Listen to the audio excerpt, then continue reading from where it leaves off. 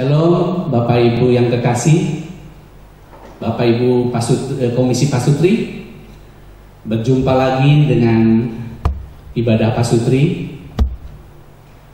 Kita akan mengawali kegiatan ibadah pada hari ini dengan doa. Mari kita berdoa. Terima kasih Tuhan untuk kesempatan kami melaksanakan ibadah secara online ini.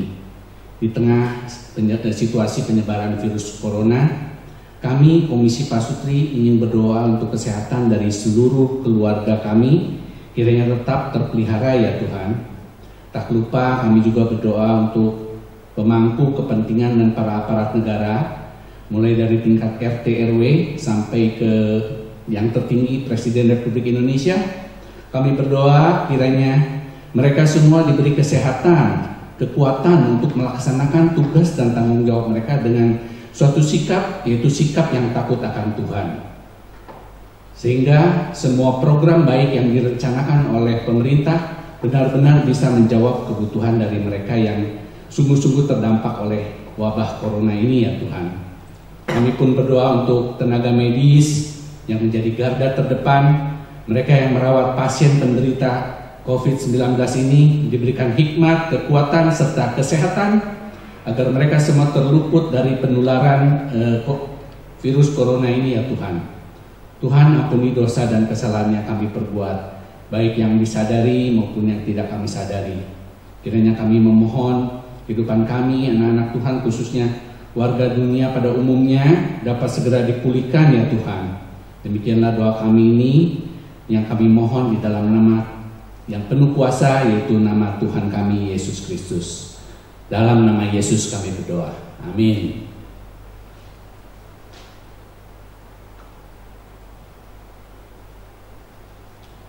Kita nyanyikan sebuah lagu, Ku Cinta Keluarga Tuhan.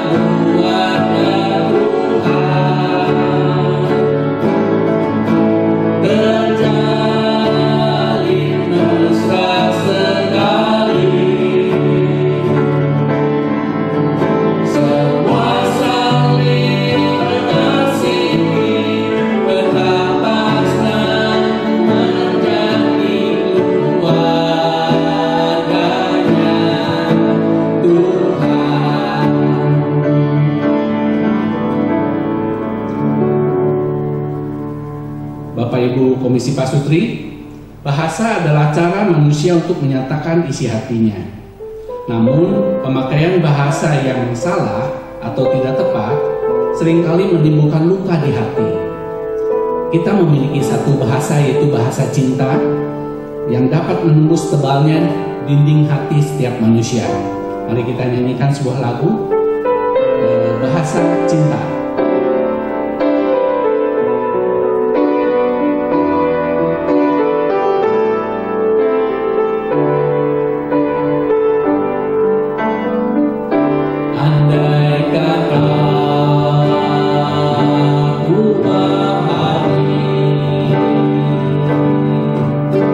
Bahasa semua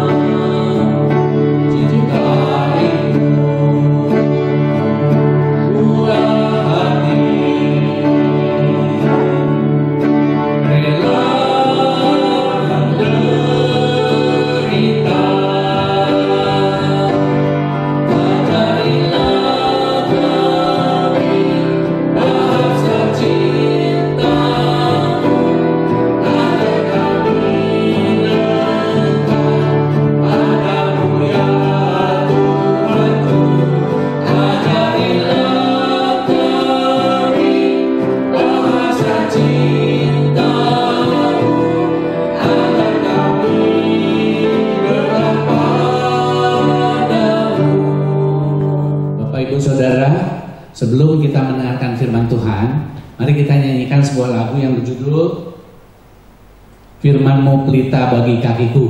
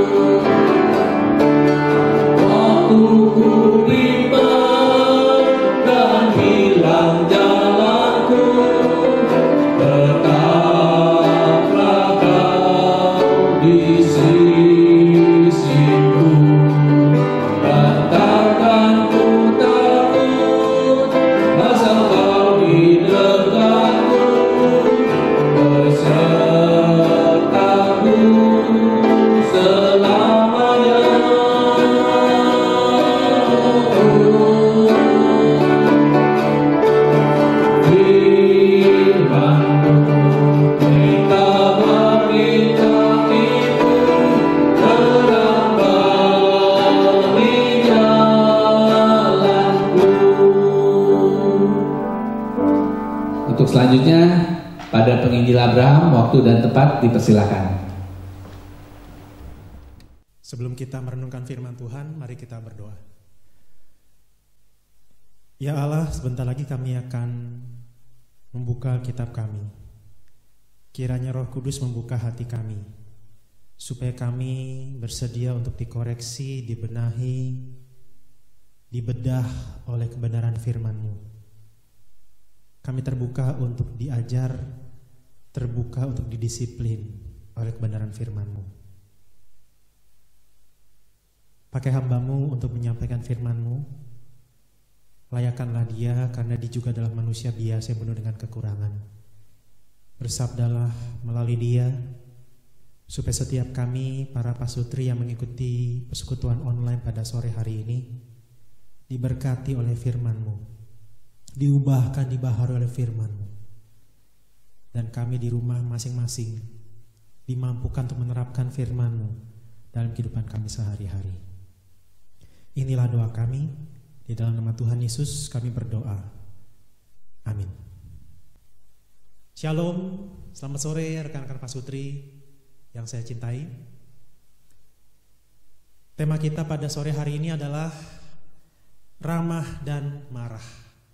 Ramah dan marah, dua kata yang mungkin sepertinya bertolak belakang.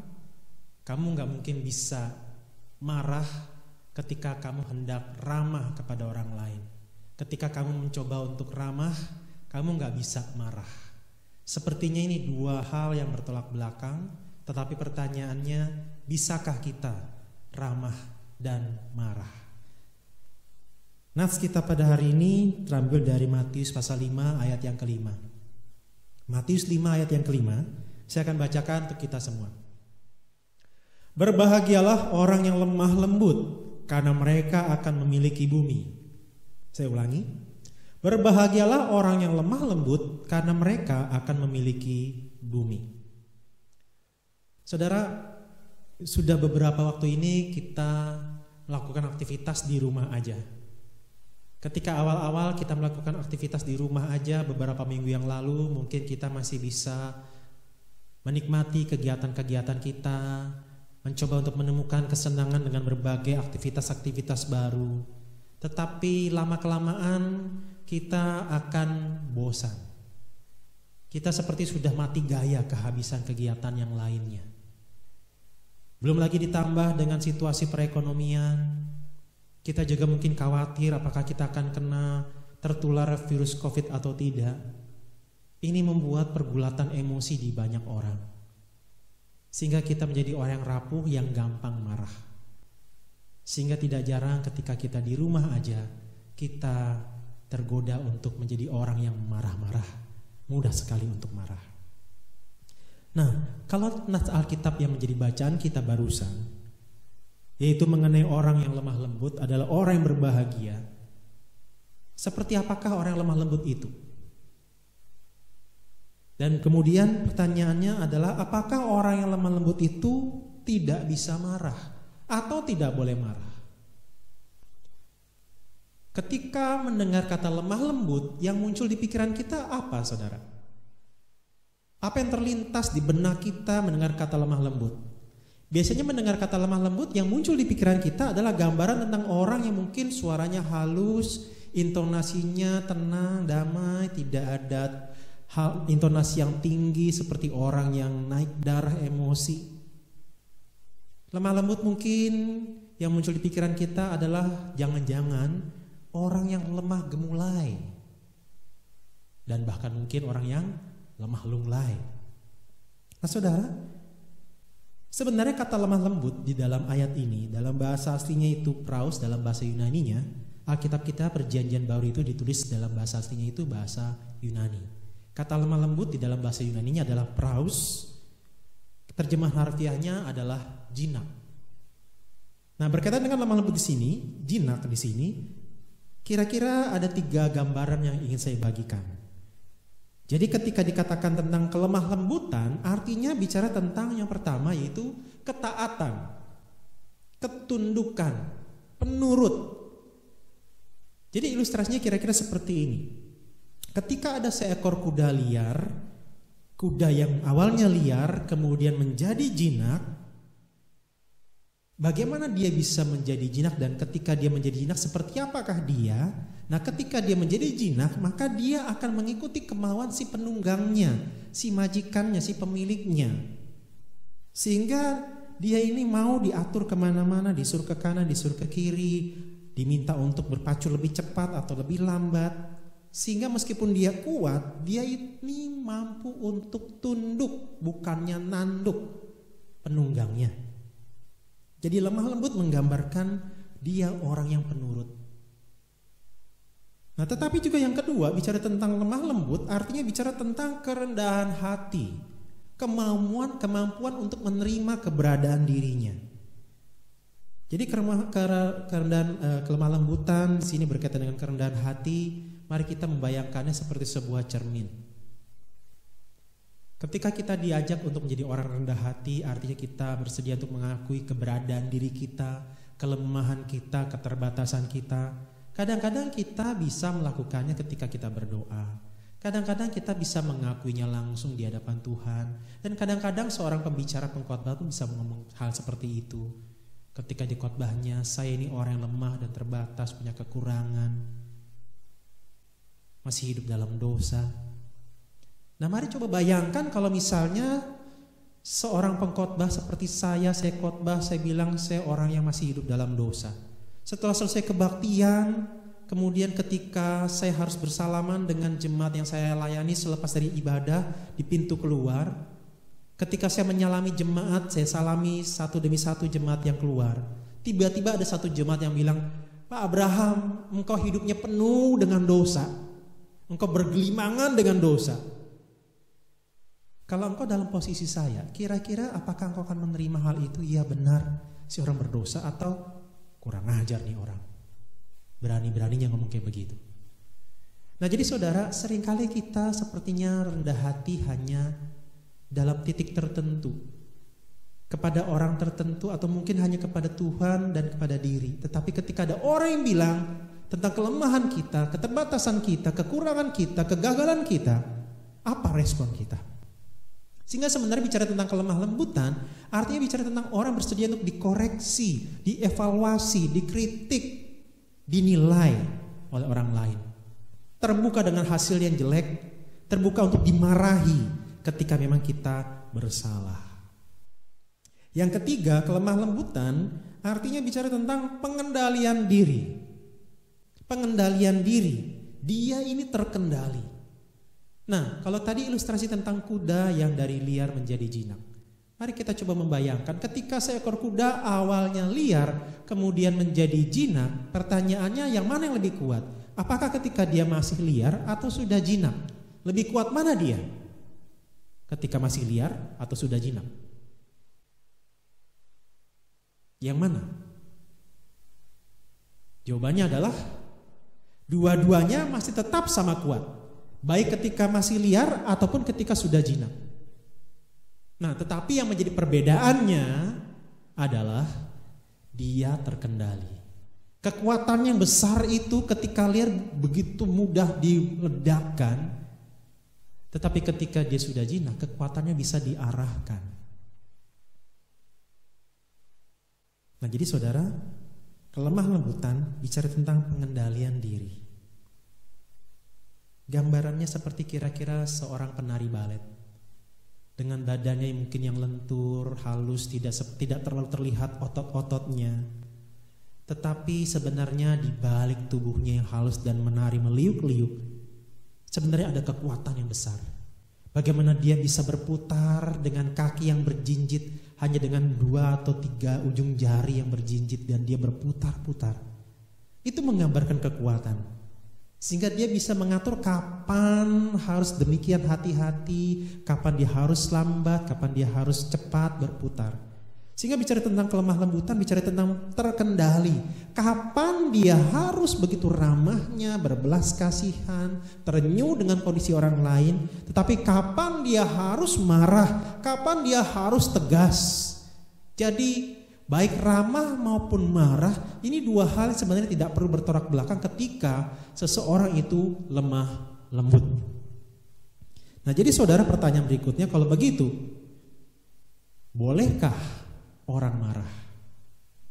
Dari sini jelas jawabannya adalah boleh. Nah alasan-alasannya adalah selain yang tadi, bahwa ternyata lemah lembut bicara tentang orang yang terkendali, dia mampu mengendalikan diri kapan harus ramah, kapan harus marah. Maka alasan yang berikutnya adalah kita boleh marah asalkan kita tidak memendamnya dan kemudian menjadikannya sebagai sebuah amarah, dan kita akan menjadi orang yang pendendam. Kapan waktunya nanti satu saat kita akan ledakkan kepada orang tertentu tersebut. Efesus 4 ayat 26-27 mengatakan, apabila kamu menjadi marah, artinya kamu boleh marah, tetapi catat baik-baik, apabila kamu menjadi marah, janganlah kamu berbuat dosa.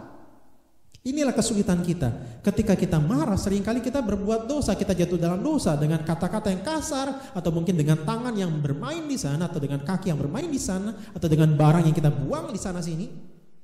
Menyakiti orang lain artinya apa? Ketika kita marah, emosi kita seringkali terkendali. Nah, di sini dibilang, jangan sampai kamu berbuat dosa. Janganlah matahari terbenam sebelum padam amarahmu. Maksudnya bukannya kita bicara tentang kemarahan yang kita pasang timer. Oh, kalau sampai sore masih boleh.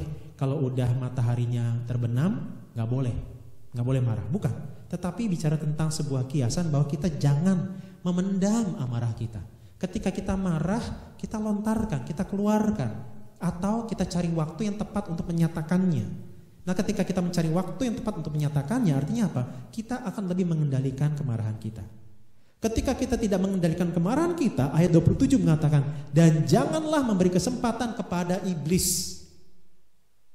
Ketika kita marah dengan tidak terkendali, berapa banyak dari kita yang kemudian menjadi alatnya iblis di mana kita merusak relasi kita dengan orang lain, merusak relasi dengan pasangan kita, merusak relasi dengan anak kita, merusak relasi dengan orang tua kita, merusak relasi dengan tetangga kita, dengan sahabat kita, dengan jemaat di gereja kita, dan merusak kejiwaan dari orang yang kita kasihi, menghasilkan akar pahit di hati orang-orang yang kita kasihi. Nah, yang kedua, bolehkah kita marah? Jawabannya boleh, asalkan untuk kebenaran. Ketika ada ketidakbenaran, engkau harus marah. Jangan dibiarkan, jangan didiamkan. Tinggal bagaimana caranya engkau marah. Tetapi intinya kita harus marah ketika terjadi ketidakbenaran.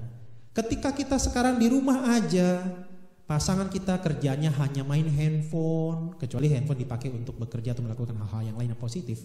Ketika hanya main handphone, bersosmed ria, main game saja, tidur-tiduran saja, ketika pasanganmu, anakmu hanya nonton TV saja seharian, tidak melakukan kegiatan yang lain yang lebih berguna daripada itu, engkau harus marah. Kita diciptakan Tuhan bukan untuk melakukan kegiatan-kegiatan yang tidak berguna. Itu bukan desain Allah buat kita. Kita memiliki hidup yang terbatas waktunya. Apakah kita mau mengisinya dengan hal-hal yang tidak bermanfaat, hal-hal yang tidak berguna, hal-hal yang bahkan malah merusak diri kita?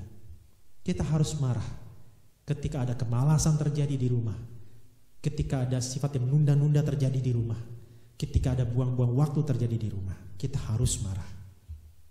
Nah, alasan yang ketiga, kita boleh marah dan harus marah karena Yesus pun marah.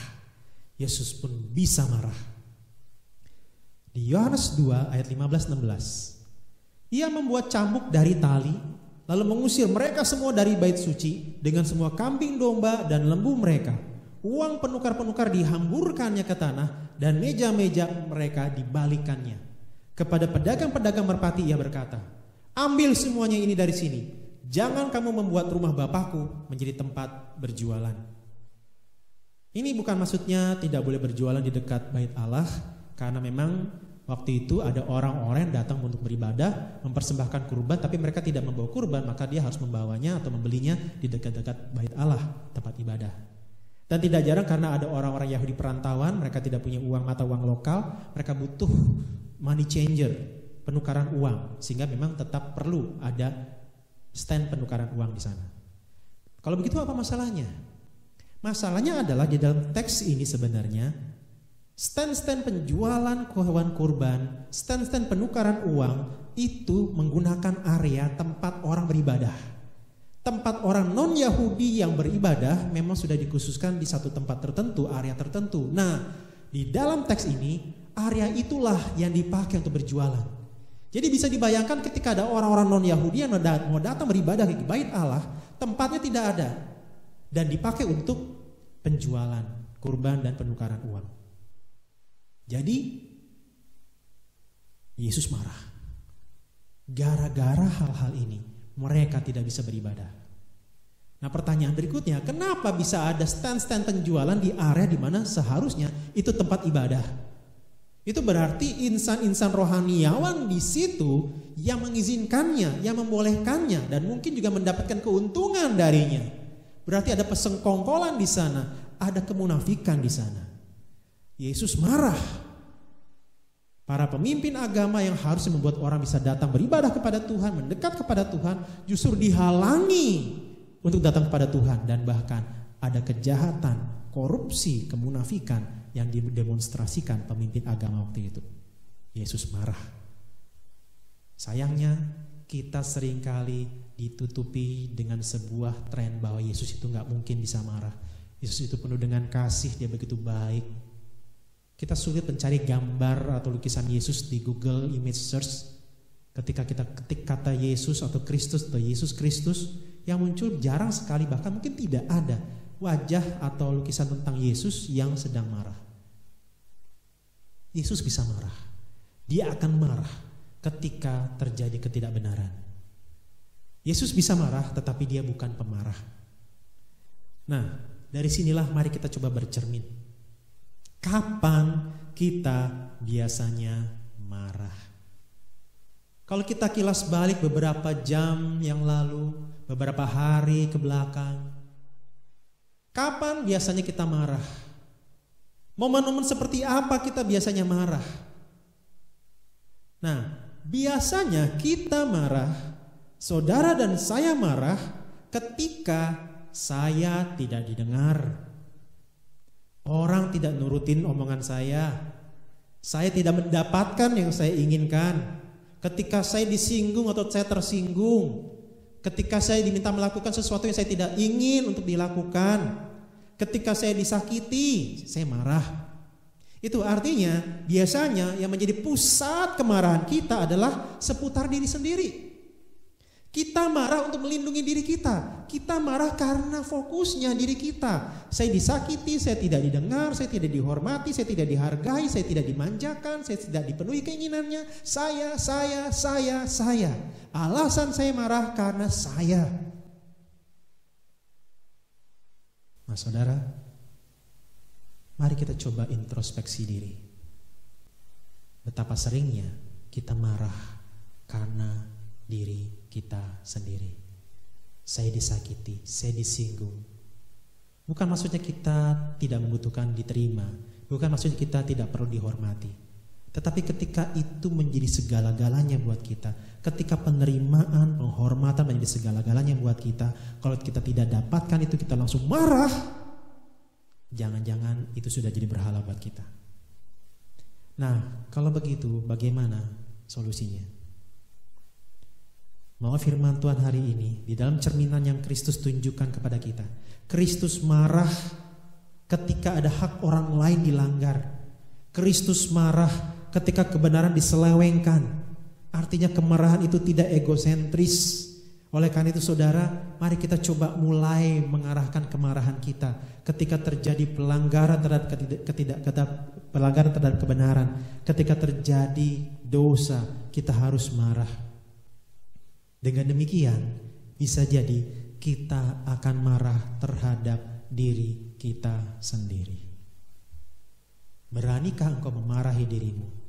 Beranikah engkau mempersilahkan orang lain memarahi dirimu ketika engkau melakukan pelanggaran, dosa, ketidakbenaran? Disinilah kita perlu kelemah lembutan. Lemah lembut ternyata tidak mudah. Kesannya lembek, lunak, cemen, pecundang, tetapi justru di sini dikatakan orang yang lemah lembut yang akan memiliki bumi, yang bisa tinggal tetap mengalami kebaikan yang tertinggi. Bagaimana kita bisa lemah lembut? 3 hal yang ingin saya bagikan. Yang pertama, kalau engkau ingin mengalami kelemah lembutan, ingin menjadi orang lemah lembut, datanglah kepada Kristus yang lemah lembut. Engkau hanya bisa mendemonstrasikan, memberikan kelemah lembutan ketika engkau menerima kelemah lembutan. Kita hanya bisa memberi apa yang kita pernah terima dan miliki. Matius 11 ayat 28-29 mengatakan, marilah kepadaku semua yang letih lesu dan berbeban berat, aku akan memberi kelegaan kepadamu. Pikulah kuk yang kupasang dan belajarlah padaku, karena aku lemah lembut dan rendah hati, dan jiwamu akan mendapat ketenangan. Ketika di dalam ayat-ayat ini Tuhan Yesus sedang berbicara dengan orang-orang Yahudi yang begitu dibebani dengan ritual-ritual agama. Kamu harus lakukan ini, lakukan itu, lakukan aturan agama ini, lakukan agama itu. Dan itu banyak sekali. Aturan untuk menghormati hari Sabat pun ada begitu banyak. Dan bahkan sampai sekarang di hari Sabtu di tanah Yerusalem sana, di Israel sana, hari Sabtu kita tidak boleh tekan lift. Tekan tombol lift. Ketika kita tekan itu artinya kita bekerja. Kita bekerja berarti kita tidak mengingat dan menguduskan hari Sabat. Kita melanggar kekudusan hari Sabat. Padahal kalau dipikir-pikir kita berjalan masuk ke lift itu pun sebuah pekerjaan. Kita bekerja. Nah bayangkan betapa sulitnya kita bergerak. Gak boleh ini, gak boleh itu, gak boleh ini, gak boleh itu. Harus begini, harus begitu. Siapa yang hafal? Jadi bayangkan orang-orang Yahudi pada masa Yesus yang begitu berbeban berat. Takut dihakimi, takut dipersalahkan, dikit-dikit salah, dikit-dikit koreksi. Mereka dihantui terus oleh rasa bersalah. Nah, kepada orang-orang seperti ini Yesus berkata, mari kepadaku. Kamu orang-orang begitu terbebani untuk dihakimi, dipersalahkan oleh orang-orang tertentu, mari datang. Aku ini lemah lembut. Aku mengasihimu. Aku mengasihanimu. Saudara, sadari bahwa kita orang-orang yang berdosa. Kita orang yang gampang marah. Kita orang yang sulit mengendalikan diri. Dan bayangkan betapa Yesus begitu berbelas kasihan dan tetap sabar terhadap kita yang penuh dengan dosa ini. Hanya orang yang mengalami kelemah lembutan Kristuslah yang mampu bisa menerapkan belas kasihan dan kelemah lembutan itu kepada orang lain. Alamilah kelemah lembutan Kristus itu terus menerus. Yang kedua, bagaimana kita bisa menjadi orang lemah lembut? Andalkan pertolongan Roh Kudus. Kita tidak mungkin dengan kemampuan kita sendiri. Ada orang-orang yang mungkin dengan kemampuan psikologisnya bisa sabar, bisa tahan emosi. Dia mungkin bisa menahan sampai durasi waktu tertentu, menghela nafas, dan kemudian dia bisa lebih tenang. Nah saudara, pertanyaan sampai kapan dia bisa menahan diri untuk tidak marah? Sampai kapan dia akan berpura-pura menjadi orang yang tenang dan sabar? Galatia 5 ayat 22-23. Tetapi buah roh ialah kasih, sukacita, damai sejahtera, kesabaran, kemurahan, kebaikan, kesetiaan, kelemah lembutan, penguasaan diri. Kita bisa menjadi orang lemah lembut ketika kita mengandalkan pertolongan Roh Kudus. Di sini dikatakan buah roh ialah. Itu artinya buah roh hanya satu. Kalau ada orang-orang atau pengkhotbah yang bilang tetapi buah-buah roh, kalau dibilang buah roh ada 9, jawabannya salah. Karena di sini dikatakan buah roh ialah, bukan buah-buah roh ialah. Kalau Alkitab terjemahan bahasa Inggris bahkan lebih terlihat lagi. The fruit of the Spirit is, bukan the fruits of the Spirit are. Jadi maksudnya buah roh itu cuma satu, hanya satu, tetapi ada 9 dimensi atau 9 rasa, ada 9 unsur di sana. Dengan demikian artinya apa? Artinya setiap orang Kristen, setiap anak Tuhan harus punya 9-9-nya. Kita nggak bisa milih, oh saya kasih aja deh, atau saya sukacitanya aja atau saya damai sejahteranya aja dulu lah. Enggak. 9-9-nya harus ada, ini saling terkait satu sama lain, ini sebuah kesatuan yang gak bisa dipecah-pecah. 9 hal ini harus dialami oleh setiap anak Tuhan. Susah bukan? Itulah kenapa hanya dengan Roh Kuduslah kita bisa menghasilkan buah-buah ini, atau buah ini lebih tepatnya. Nah jadi saudara, tidak mudah. Di satu sisi kita jadi orang penuh kasih, sabar, kelemah lembutan. Nah, yang ketiga, bagaimana kita bisa menjadi lemah lembut? Yang ketiga adalah mendengar dengan 2 telinga. Yakobus 1 ayat 19. Hai saudara-saudara yang kukasihi, ingatlah hal ini. Setiap orang hendaklah cepat untuk mendengar, tetapi lambat untuk berkata-kata, dan juga lambat untuk marah. Di sini dikatakan kita harus cepat mendengar, lambat berkata-kata, lambat marah. Biasanya kita lebih cepat untuk ngomong daripada mendengar. Kita lebih cepat untuk marah, mengutarakan emosi kita ketimbang untuk mengerti dulu situasi yang dihadapi seperti apa. Mendengar dengan 2 telinga. Maksud saya bukan hanya bicara tentang telinga secara harfiah, telinga fisik. Meskipun di sini juga saya menyadari bahwa kita bersyukur Allah menciptakan kita sebenarnya dengan 2 telinga dan 1 mulut. Artinya kita diminta untuk mendengar dengan kedua telinga kita. Dan ketika ngomong hanya dengan 1 mulut. Bayangkan kalau yang terjadi sebaliknya, dengar hanya dengan 1 telinga, bicara dengan 2 mulut. Ketika 2 mulut berbicara, orang akan bingung, kamu mau ngomong apa sebenarnya? Kita punya banyak keinginan, kita ingin kita didengar. Kita lebih banyak ngomong, kita ingin lebih banyak ngomong.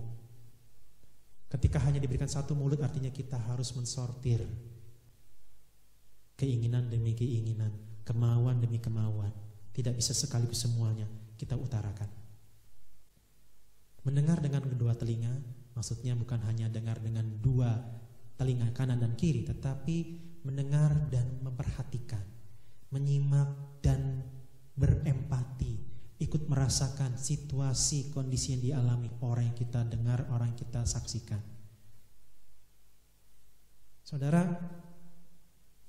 beberapa waktu lalu ketika saya sedang ada di kamar mandi, kemudian istri saya sedang cuci piring, tiba-tiba istri saya ketika bolak-balik dari tempat cuci piring ke rak piring, saya mendengar piring pecah. Ketika mendengar piring pecah, saya keluar dari kamar mandi. Dan ketika saya keluar dari kamar mandi, saya melihat istri saya di depan rak piring sudah duduk di lantai dengan piring yang pecah. Dan ketika saya melihat, dia sepertinya sangat ketakutan. Mungkin takut saya marahi. Nah, ketika saya melihat dia di lantai dan piring pecah, saat itu saya berkata, ada yang luka enggak? Dan saat itu, mata yang sepertinya ketakutan, takut dimarahi, takut dihakimi, takut dipersalahkan, berubah menjadi mata yang dimengerti. Ini sebuah kesalahan yang tidak disengaja. Ini sebuah, anggap saja, kekhilafan. Saudara, betapa mudahnya kita untuk mengumbar kemarahan. Bahkan ketika ada orang, pasangan, anak kita melakukan kesalahan yang tidak dia sengaja. Maukah kita mendengar dengan dua telinga? Memang tidak mudah. Termasuk mendengar dengan dua telinga ketika diintrospeksi oleh orang. Di masa-masa ketika kami di rumah aja, satu malam, anak saya gak mau tidur. Saya sudah omelin, saya bilang kamu harus tidur, kamu harus istirahat cepat. Dan kemudian ketika dia bilang dia gak bisa tidur karena papinya gak ngajak dia main, gak nemenin dia bermain. Di situ ketika dia kata-kata seperti itu muncul dari mulutnya, kemarahan saya seperti sedang menyerang saya lagi. Kenapa kamu sedemikian tega? Tidak memperhatikan, tidak bermain dengan anakmu yang sebenarnya harusnya kamu kasihi. Kelemah lembutan menolong saya untuk terbuka, termasuk ketika dikoreksi oleh anak saya. Dan ini jelas anugerah Tuhan. Kalau Tuhan tidak beranugerah, saya akan marahi balik anak saya. Kamu itu curang ya, kamu itu manipulatif ya. Tetapi Tuhan menolong saya untuk akhirnya terbuka. Iya, saya salah. Maukah engkau mengisi hari-harimu dengan kelemah lembutan? Tahu kapan harus ramah, berbelas kasihan. Tahu kapan harus marah ketika ada ketidakbenaran. Pikirkan caranya, tidak mengumbar dengan penuh emosi yang tak terkendali. Izinkan cinta kasih Kristus, belas kasihannya, kelemah lembutannya engkau alami terlebih dahulu. Sebagai penutup dari renungan saya, ada seorang ayah yang dia baru saja pulang dari dealer mobil karena dia baru saja membeli mobil barunya yang mahal dan mewah. Ketika mobil itu dia parkir di garasi, dia bergegas untuk masuk ke rumah. Tiba-tiba anaknya yang paling kecil keluar menuju garasi dengan memegang paku. Nah, ketika sang ayah ini berhasil memanggil keluar semua anggota keluarga di mana dia hendak memamerkan mobil barunya, dia kaget luar biasa karena apa? Mobil barunya itu, pintu mobil barunya itu sudah tergores paku. Nah, ketika dia melihat pintu mobilnya tergores paku dan dia melihat anak bungsunya yang masih kecil itu memegang paku tersebut, dia langsung marah dan dia pukuli tangan si anak ini berkali-kali. Si anak menjerit, menangis, tetap saja dipukuli berkali-kali karena pintu mobilnya sudah digores, sudah dirusak. Dia pukul terus berkali-kali sampai si anak tak mampu lagi berteriak ketika dia menangis. Dalam isakan tangisnya itu tangannya sudah gemeteran. Dan akhirnya sang ayah mungkin sudah selesai meluapkan emosinya. Dia melihat anaknya menangis, tangannya gemetar. Barulah sang ayah membawa anak bungsunya ini ke rumah sakit. Ketika di rumah sakit diperiksa dokter, tangannya di ronsen, ternyata tangannya jari-jarinya remuk, sehingga sang anak harus dirawat inap. Ketika sang anak dirawat inap di rumah sakit, sang ayah kemudian pulang ke rumah. Ketika dia pulang ke rumah, dia kemudian melihat kembali melewati mobilnya yang baru, dia melihat pintu mobilnya. Dan ketika dia melihat pintu mobilnya yang digores itu, dia melihat ada tulisan. Tulisan dari goresan paku itu yang kalimatnya seperti ini. Daddy, I love you. Ayah, aku mencintaimu. Seketika itu juga sang ayah menangis. Dia menyesal kenapa dia begitu mengumbar emosinya, meluapkan emosinya sehingga tak terkendali dan menyakiti anaknya sendiri yang begitu mencintai dia. Dia begitu menyesal, begitu terhina dan malu. Kenapa? Dia lebih mencintai mobilnya yang adalah benda mati, yang bisa diperbaiki dan mungkin saja jangannya sudah ada asuransinya. Dia tega menyakiti anaknya sedemikian rupa. Bahkan seolah-olah dia berkata, lebih baik menjaga mobilnya, merawat mobilnya, daripada menjaga dan merawat anaknya yang mengasihi dia. Betapa sering kita di dalam emosi kita yang meluap-luap justru lebih sering menyakiti orang-orang yang kita cintai. Mohon firman Tuhan pada sore hari ini. Apa responmu? Maukah kita menjadi pribadi-pribadi yang lemah lembut, yang mengalami kelemah lembutan Kristus, yang ditopang oleh pertolongan Roh Kudus, yang mau mendengar dengan dua telinga, sehingga kita cepat untuk mendengar, cepat untuk mengerti situasi orang, tetapi lambat untuk berkata-kata dan marah tak terkendali. Mari kita berdoa. Ya Allah, tolong setiap kami yang mengikuti ibadah pasutri online pada sore hari ini untuk terus mengalami belas kasihan Kristus, kelemah lembutan Kristus, kesabaran Kristus. Kami orang-orang yang sering kali melakukan dosa. Kami orang-orang yang pemarah tetapi tidak suka untuk dimarahi. Kami sebenarnya mungkin sering kali membuat Kristus marah. Tetapi Kristus yang benar dan kudus itu masih berbelas kasihan, tidak langsung menghakimi dan menuding-nuding kami yang bersalah. Terima kasih untuk belas kasihan dan kelemah lembutan Kristus yang terus dicurahkan buat kami. Tolong kami untuk bisa menjadi orang-orang lemah lembut dengan mengandalkan anugerah Kristus dan pertolongan Roh Kudus. Tolong kami untuk mengerti orang yang hendak kami marahi terlebih dahulu sebelum kemudian kami marah terhadap mereka. Tolong kami untuk bercermin, apakah jangan-jangan kami marah hanya sebatas karena ego kami yang sedang diserang. Ampuni kami yang selama ini begitu sering menyakiti orang-orang yang sebenarnya harusnya kami cintai. Mungkin itu orang tua kami, mungkin itu pasangan kami, mungkin itu anak-anak kami.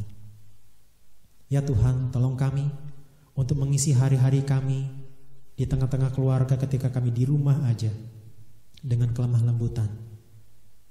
Ada keramahan, tetapi juga ada kemarahan ketika memang ada ketidakbenaran, ada dosa terjadi di rumah kami. Ini doa kami. Mampukan kami menerapkan firman-Mu di dalam nama Tuhan Yesus. Amin. Terima kasih kepada penginjil Abraham atas firman yang telah disampaikan. Karena kita semua sedang work from home, WFH ya, ibadahnya pun from home. Maka untuk sore hari ini bagi teman-teman, saudara dan Bapak Ibu yang ingin menyampaikan persembahannya pun persembahan from home ya. Bisa ditransfer melalui rekening yang tertera di bawah layar ini. Silakan dicatat dan lakukan transfernya sekarang. Kita akan mengakhiri ibadah pasutri pada sore hari ini dengan sebuah lagu Bapa Terima Kasih. Mari kita bangkit berdiri untuk mengakhiri ibadah kali ini.